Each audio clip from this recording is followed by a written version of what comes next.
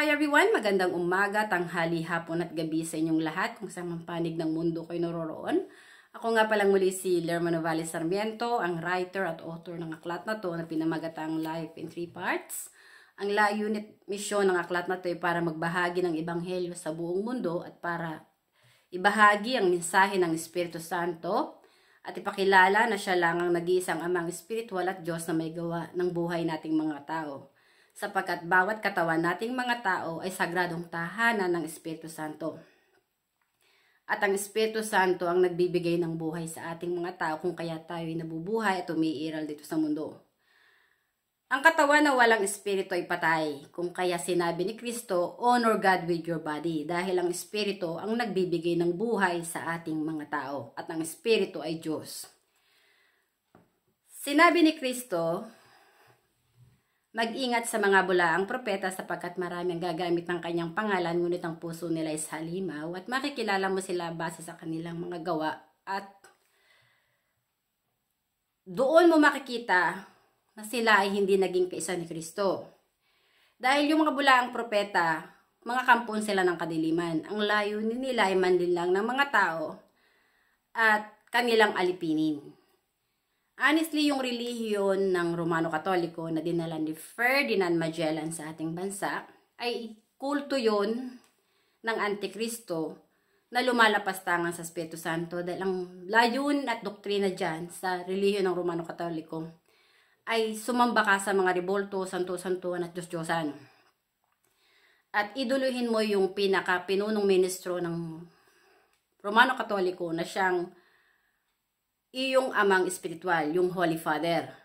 Pero, ang katotohanan, yung Papa dyan sa Roma, sa relihiyon ng Romano Katoliko, ahas yan, hindi yan totoong sugo ng Diyos. Sugo yan ng demonyong si Satanas para lapastanganin niya ang Espiritu Santo.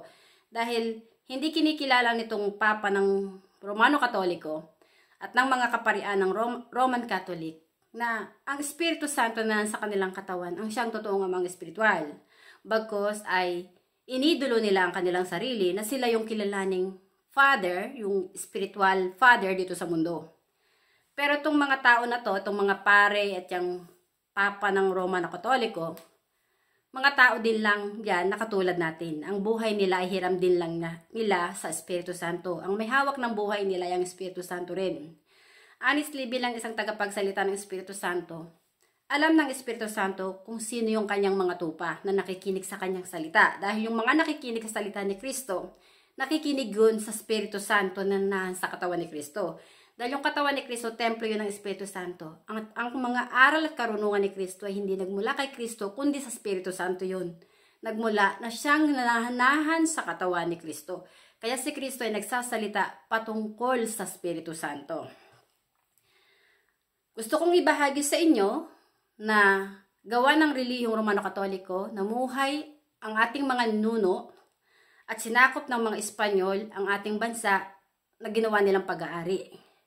At inalipin tayo ng Judas na hari ng Espanya na si Philip II dahil yung pangalang Maharlika binurayan nung Judas na hari ng Espanya at pinalitan nga ng pangalang Pilipinas sa sinunod sa pangalan niya. Then naglaban ang Amerika at ang Espanya, ipinagbenta tayo ng mga Espanyol sa Amerika. At inalipin din tayo ng Amerika. Ang Armageddon ay laban ng espiritual. Ibinabahagi ko sa inyo dito ang katotohanan kung sino yung mga tao na sa panig ni Kristo na naglalakbay sa espiritu at katotohanan. Na may pagkapahalaga sa buhay espiritual ng kanilang kapwa.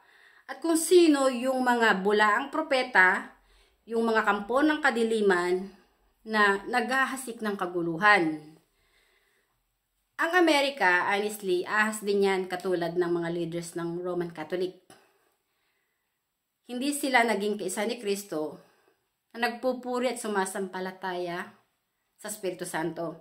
Sa Roman Catholic, ang iniidolo at sinasamba nila yung mga rebolto, santo-santuan at Diyos-Diyosan at yung mga pare at yung mga yung ministro dyan sa Roman Catholic, yung pinaka punong saserdote nila, sila yung iniidolo nila sa sarili nila na silang kilalaning amang espiritual. Sa halip na ang Espiritu Santo lang. Diyan sa Amerika, Antikristo din kasi ang bansang Amerika, pinahayag yan sa akin ng Espiritu Santo. Dahil nga, sinabi ni Kristo na hindi ka pwedeng magsilbi sa dalawang Panginoon. May pipiliin at itatangi ka. Hindi ka pwedeng magsilbi ng sabay sa Diyos at sa pera. Ang sinasamba ng mga leaders ng Amerika ay yung kanilang dolyar, yung kanilang pera. Kasi nakasulat dun sa likod ng kanilang pera, in God we trust. Yung pera, wala yung kakayahang magbigay ng buhay. Wala yung kakayahang lumikha ng buhay. Dahil material lang yun na bagay na nilikha lang ng kamay ng tao. Ang mga ribolto, santo-santuhan na inukit din lang ng kamay ng tao, wala din yung kakayahang magbigay ng buhay sa ating mga tao. Kundi yung Espiritu Santo na naan sa ating katawan, ang siyang nagbibigay ng buhay sa ating mga tao. Kaya sinabi ni Kristo, honor God with your body. Dahil ang Espiritu ng Espiritu Santo ang siyang buhay, liwanag at katotohanan na siyang pinagmula ni Kristo. Na siya ring pinagmulan ng aking kaluluwa. Dahil yung aking kaluluwa, doon yun nagmula sa Espiritu ng Espiritu Santo. Doon yun ipinanganak. Ako, isinilang dito sa mundo dahil yung aking ama at ina, pinag-isang katawan niya ng Espiritu Santo. Yung bawat katawan ng magulang ko, ng aking ama at ng ina, parehas siyang sagradong tahanan ng Espiritu Santo. Na pinag-isa ng Espiritu Santo na mag-isang katawan para mabuo ako sa sinupupunan ng aking ina.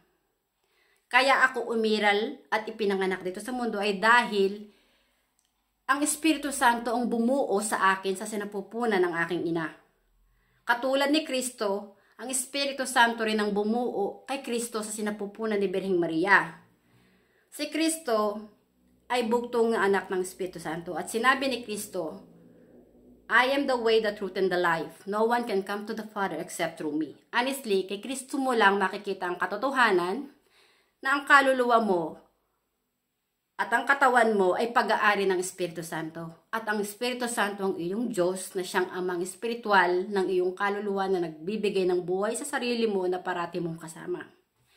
Honestly, pinahayag sa akin ng Espiritu Santo na si Tatay Digong ay isang espiritong mandirigma na nasa panig niya, na nagpapahayag siya ng katotohanan. Sinabi niya ng katotohanan nung siya ay pangulo pa, na sinabi niya na ang mga pari nga daw ay stupid at walang common sense yung Diyos ng mga pare. Which is totoo yun, dahil mga ribolto ang sinasamba ng mga pare at yung kanilang sarili ang iniidolo nila na silang spiritual father dito sa mundo. Pero yung mga tao na yon, hindi sila ang may hawak ng buhay nila. Ang Espiritu Santo. Ang Espiritu Santo lang ang nag-iisang Diyos na may gawa ng buhay nating mga tao na may pag-aari ng katawan at kaluluwa natin. Alam ng Espiritu Santo kung sino yung mga kaluluwang naging kaisa ni Kristo na mabubuti, na may pagpapahalaga sa kaluluwa ng kanilang kapwa, at kung sino yung mga kaluluwang suwail na lumalapastangan sa Kanya, na nagmamataas at nagmamayabang sa Espiritu Santo.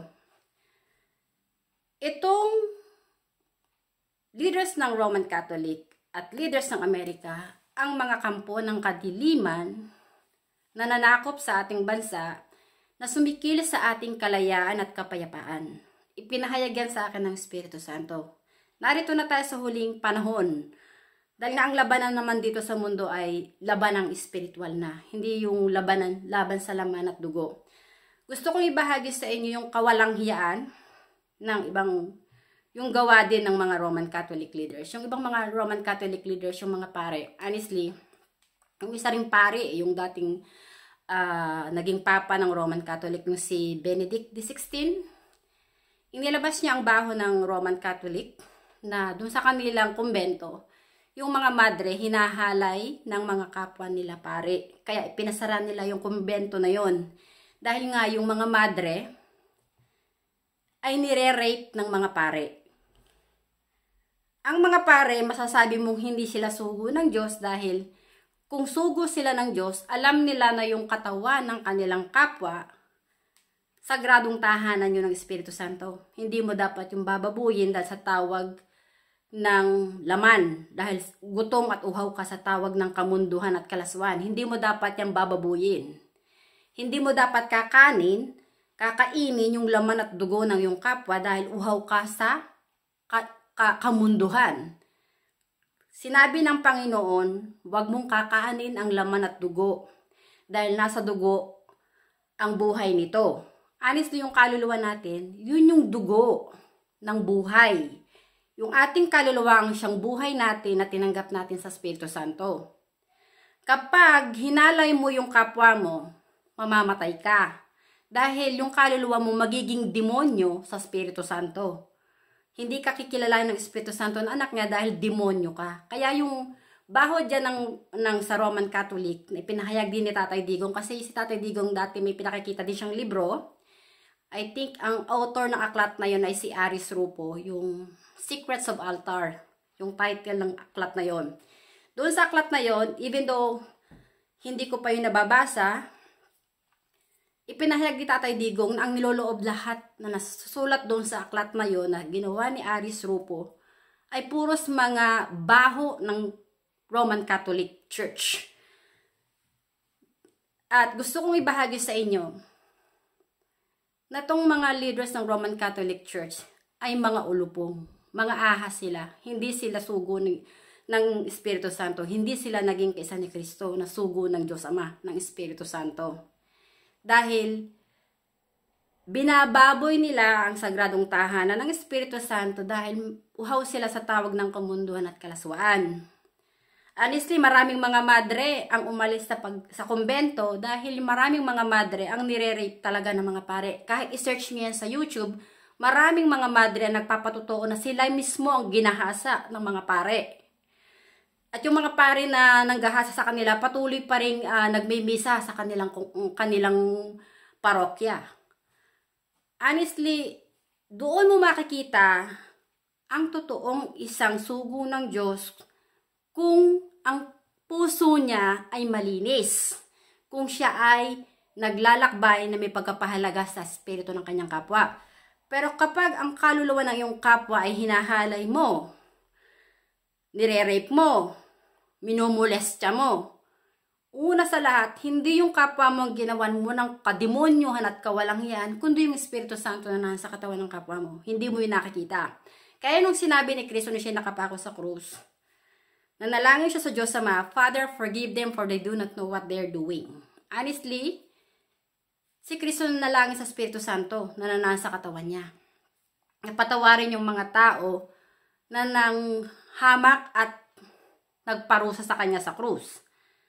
Pero sinabi ng Panginoon, ang sino mang sumira sa aking templo, iwawasakin ko rin.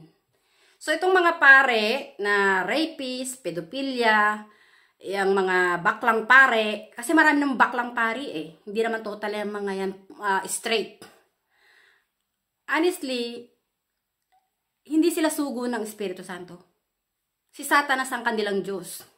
Kung kaya yung mga inosenteng tao, hinahalay nila, minomolestya nila. Dahil ang puso nila wala sa Espiritu Santo, na kay Satanas yun. Kaya yung sinabi ni Kristo, mag-ingat sa mga bulaang propeta. Dahil nga, yung mga bulaang propeta, nakadamit silang puti, akala mo banal, pero yung puso nila sa halimaw, demonyo sila. Ito yung katotohanan. Ang mga leaders ng Roman Catholic, hindi mo dapat yung paniwalaan. Hindi mo dapat sila iduluhin. Tumalikod ka sa kanila. Dahil hindi kanila hihikayatin sa liwanag, kundi hihikayatin kanila na pumunta ka sa kadiliman. Dahil magiging kaisa kanila na maging demonyo sa kapwa mo. Hindi ka magiging liwanag sa kaluluwa ng kapwa mo. Kapag sinunod mo at inidolo mo ang mga pare. Dahil ang pare, hindi sila nasa panig ng Espiritu Santo. Nasa panig sila ng demonyong si Satanas na kampo ng kadiliman. Ang Amerika, ito yung pinahayag sa akin ng Espiritu Santo. Sinakop nga ng Amerika yung ating bansa. Itong ugali ng Amerika eh. Pagkatapos niyang sakupin yung mga bansa na sinakop niya nung unang panahon, ginawa niyang allies. Para mamanipula ng Amerika yung mga bansa na dati niyang sinakop. Sorry. Then, kapag nagpaalipin ka at sumunod ka doon sa Amerika, didiktahan ka at mamanipulahin ka ng Amerika. So, kapag sumangot ka, kalaban ka. Kaya itong nangyari sa yung labanan ngayon na nangyari din nga sa Ukraine at saka sa Russia, kagagawa niya ng Amerika. Ang Amerika nag-promote, nililang nila yung presidente dyan sa Ukraine para kalabanin si Putin. Yan ang ugali ng ahas. Tuso ang ahas. Lililangin niya yung mga tao para magkagulo, para magkaroon ng kaguluhan dito sa mundo. Ang puso ng leaders ng mga Amerikano ay naging kaisa ng demonyong si Satanas. Hindi sila naging kaisa ni Kristo na nagpapahalaga sa kaluluwa ng kanilang kapwa. Honestly, sa labanan ng Ukraine at Russia, durog ang Ukraine. Dinurog ng Russia ang Ukraine. Ilang pamilya ang nawala ng tahanan. Ilang pamilya ang nawala ng miyembro ng mahal sa buhay. Maraming inosenteng bata ang namuhay na may takot. Hindi sila nabuhay ng may kasayahan at kapayapaan. Yung Mother Earth, yung lugal dyan sa Ukraine, dinurog. Kasi nga, itong Amerika ang nagsulsul sa leader ng Ukraine para kalabanin si Putin. Kasi itong Amerika, hindi niya madiktahan si Putin. So, ang ginawa nitong Amerika, nililang lahat nga yung mga taga-Europe na maging allies niya para palabanin kay Putin. Pero sa ngayon, nagwagi ba ang mga Amerikano? Nagwagi ba si Zelensky? Nagwagi ba yung mga taga-NATO at yung mga European country? Kasi noong sumiklab yung gera, dahil si Putin meron siyang produkto na talagang importante sa buhay ng mga tao, yung gas. Halos lahat ng taga-Europe doon umaasa sa kay Putin bumibili. Nung naging walang nga itong Amerika, sinanction nila ang Russia. So itong si Putin, gumawa din ng aksyon para tapatan ng Amerika. Yung kanyang gas, hindi mo pwedeng bilhin ng pera ng dolyar. Kaya yung petrodollar, nag-collapse yan. Dahil ang gusto ni Putin, ang bibili mo rubles yung pera ng Russia. Sa paglipas ng mga nakaraan, anong nakita niyong mabuti na ginawa ng Amerika? Sa bansa na kanilang sinasabi na kaibigan nila, dinurog yung bansa ng Ukraine. Ang labanan dito sa mundo ay espiritu. Laban sa espiritong masasama. Espiritong mabubuti, laban sa espiritong masasama. Bilang isang tagapagsalita ng Espiritu Santo, inilalahad ko sa inyo yung katotohanan kung sino yung may espiritong masasama at kung sino yung espiritong mabubuti. Dahil yung aking katawan, sagradong tahanan ng Espiritu Santo, nagsasalita ako patungkol sa Espiritu Santo, pinapahayag ko ang Espiritu Santo na siya lang ang nag-iisang Diyos na may gawa ng buhay nating mga tao. Dahil bawat katawan nating mga tao ay templo ng Espiritu Santo. At ang Espiritu Santo ang may hawak ng ating buhay. Ang Espiritu Santo ang nagkokontrol ng lahat. Kahit si Satanas magwala, wasakin niya ang mundo na siyang nilikha ng Diyos Ama para sa atin, at wasakin niya yung mga nilikha ng Diyos Ama dito sa mundo, sa huli lalabas yung katotohanan. Ang Espiritu Santo pa rin ang mananaig, hindi si Satanas. Si Satanas dudurugin niya ng Espiritu Santo, ibabaon niya ng Espiritu Santo sa impyerno. So, yung lahat ng mga tao na naging demonyo sa Espiritu Santo, yung mga bulaang propeta, yung leaders ng Amerika na naghahasik, yung ugali nilang manakop at linlangin yung mga dati nilang sinakop, gawin nilang allies para palabanin sa kanilang mga kaaway, sa impyerno ang bagsak ninyong lahat. Honestly, tayo ang buhay natin, hiram lang. Ang buhay natin dito sa mundo ay pansamantala lang dahil ang Espiritu Santo ang siyang simula at katapusan. Siya ang may hawak ng buhay at siya rin ang may hawak ng katapusan. Alam niya na yung katarantaduhan ni Satanas, yung gera, lahat yan, galing yan kay Satanas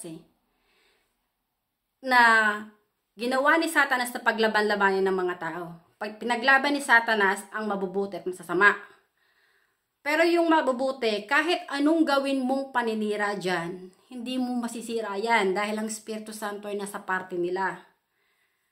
At ang Espiritu Santo nagpuprotekta sa kanila dahil tumatayo sila sa katotohanan. Yung mga tulad ng Amerika, honestly, ang Amerika sinakop yung ating bansa noon, tas ginawang allies, tapos nung nakapaglaban nga dyan sa mga Hapon, yung Amerika, dahil yung kanilang Pearl Harbor sa Hawaii, pinasabog yan ng mga Hapon. So, nung bago sumiklab yung Second World War II, nangyari muna yung pinasabog ng mga Hapon, yung Pearl Harbor. Then, nagpunta ang mga Amerikano sa ating bansa para daw tulungan. Pero ang ginawa ng mga Amerikano, nililang yung ating mga ninuno para palabanin sa mga Hapon. Ginawang battlefield ng mga Amerikano ang ating bansa. Honestly, ang Amerika ay isang tuso, ahas, ulupong, malaking ahas, na katulad ng mga Roman Catholic leaders, ahas din na lumingki sa ating bansa. Narito na tayo sa huling panahon. Ang Espiritu Santo, honestly, na hindi natin nakita ng mata, ang siyang babalik dito sa mundo. Mahahayag yung katotohanan na siya lang ang nag-iisang Diyos na may gawa ng buhay nating mga tao. At siya ang may hawak ng ating buhay. Sa buhay, yung sa aklat ng buhay, yung mga taong nagpuri sa Kanya, sa Espiritu Santo, naging kaisa ni Kristo, masusulat yung mga pangalan nila doon, na sila ay anak ng Espiritu Santo. Kaya makakapasok ka ng kanilang kaluluwa sa langit. Pero yung mga kaluluwang suwail, yung mga demonyo na lumalapas tangang sa Espiritu Santo, doon yun masusulat sa aklat ng mga patay. Dahil yung mga yon namatay gawa ng kasalanan dahil kinalaban nila ang Espiritu Santo na siyang Diyos na may gawa ng buhay nila. Narito na tayo sa huling panahon. Ito na yung Armageddon na sinasabi ko. Labanang espiritual na to. Ang Espiritu Santo ang may gawa ng buhay natin. Tayong mga tao, kailangan nating sumunod sa yapak ni Kristo na maging liwanag dito sa mundo para magpahayag ng katotohanan at maging servant tayo ng Espiritu Santo. Pag tayo magpauto dun sa mga tao na feeling nila mga banal, pero hindi sila mga banal, mga ulupong sila, na lumalapas tangan sa Espiritu Santo. Hindi nila kinikilala ang Espiritu Santo sa puso nila, na ang Espiritu Santo, ang Diyos Ama, na may gawa ng langit at lupa. Ang ating katawan, nagmula yan sa alabok. Pag umalis na yung Espiritu Santo at yung ating kaluluwa sa ating katawan, ang ating katawan, ibabaon lang yan sa lupa dahil nagmula yan sa alabok. Pero yung ating kaluluwa, babalik yan sa Espiritu para humarap sa paghukom base sa ating pananampalataya at mga gawa. Hindi mo kayang linlangin ng Espiritu Santo dahil siya yung nag-iisang Diyos na may gawa ng ating buhay, na may gawa ng katawan at kaluluwa nating mga tao. Honestly, si Tatay Digong ay hero. Isa siyang spiritual warrior na ipinahayag ko dito sa aklat na to. At itong aklat na to ay kalat na sa iba't ibang panig ng mundo. Alam ko darating ang panahon, mahahayag at sa buong mundo, through social media naman kakalat yan Kakalat ang ebanghelyo ng Espiritu Santo sa buong mundo through social media.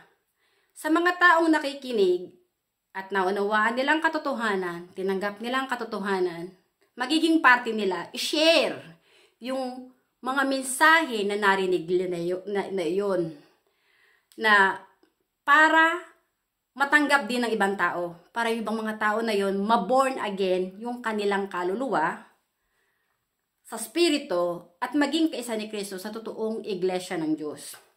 Honestly, ang leaders ng Roman Catholic at leaders ng Amerika ay mga ahas. Sila yung beast dito sa mundo na naghahasik ng kadiliman. Mga kampon sila ng kadiliman. Wala silang idudulot na kabutihan kundi wasakin ang buhay spiritual, yung creation ng Panginoon. Kasi dito sa gera na to, kasi ang Amerika siya nagsimula, ang layunin ng Amerika, wasakin din ang Mother Earth. Honestly, dito sa aklat na ito, pinahayag ko kung paano gusto ng Panginoon, ng Espiritu Santo, na yung ating mundo ay baguhin ulit niya. Kasi itong mundo na to na ginagalawan natin na puno ng kaguluhan, magwawakas na to eh. Hindi na to magtatagal, magwawakas na to. Babaguhin ng Espiritu Santo ang mundo na to sa oras ng mga tao ay nagbalik loob na sa Kanya. Kaya hinihikayat ni Kristo ang mga tao na mag-repent at wag nang gumawa ng kasalanan laban sa Espiritu Santo.